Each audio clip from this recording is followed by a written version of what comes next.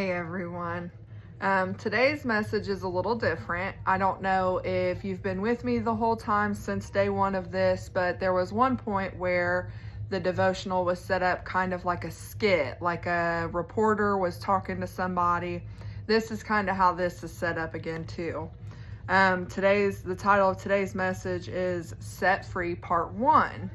And the Bible verse that they use is Luke 13:10 through 16. Says, "Now he was teaching in one of the synagogues on the Sabbath, and behold, there was a woman who had a spirit of infirmity 18 years, and was bent over and could in no way raise herself. But when Jesus saw her, he called her to him and said to her, 'Woman, you are loosed from your infirmity.' And he laid his hands on her, and immediately she was made straight and glorified God. But the ruler of the synagogue answered with indignation, because Jesus had healed on the Sabbath. And he said to the crowd, 'There are 6 days on which men ought to work. Therefore come and be healed on them, and not on the Sabbath day.' The Lord then answered him and said, 'Hypocrite! Does not each one of you on the Sabbath loose his ox or donkey from the stall and lead it away to the water? So ought not this woman, being a daughter of Abraham, whom Satan has bound, think of it, for 18 years, be loosed from the bond on the Sabbath?'"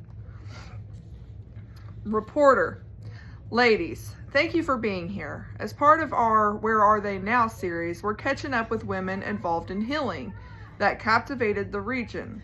I'd like to talk about your unique encounter with Jesus and how those moments have changed your lives. Daughter of Abraham, let's start with you. Tell us about the fateful day in the temple. Do you recall what he was teaching? Daughter of Abraham, I remember how he was teaching with such power and authority. It made me question if the other teachers knew anything at all. I was captivated by his words and trying to twist my body enough to look at him, but I couldn't. That's when he saw me and called me forward. Reporter: Were you fearful? Daughter of Abraham, not fearful, but certainly surprised. Being addressed by a man in public was unexpected, and everyone watching me was a little unnerving. But I was never fearful. I was eager to get to Jesus. It took a minute because of my condition, you know. Reporter: How did the congregation respond? Daughter of Abraham: Shocked, quiet. Then Jesus interrupted the silence with, "Woman, you are set free from your infirmities." And he put his hands on me. Reporter: That's when you straightened up? Daughter of Abraham: Yes, immediately Jesus was the first person I'd stood face to face with in nearly 2 decades.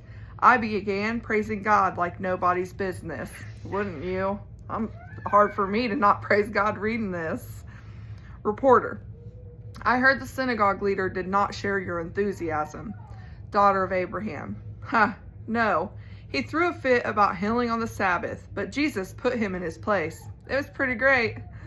Reporter: Jesus gave you the exclusive moniker, Daughter of Abraham. I'd say that's a pretty big deal. How did you feel when he said that? Daughter of Abraham: Elated, jubilant, ecstatic, but there's not an accurate enough word. By calling me the daughter of Abraham, he was informing everyone in the synagogue that women have the same spiritual status as men. We are equal in the kingdom. Honestly, it was every bit as remarkable as standing up straight, if not more. Reporter: How has your life changed since that day? Daughter of Abraham: Oh, just in every conceivable way. He chose me. In a single moment, he healed my body and assigned my God-given identity.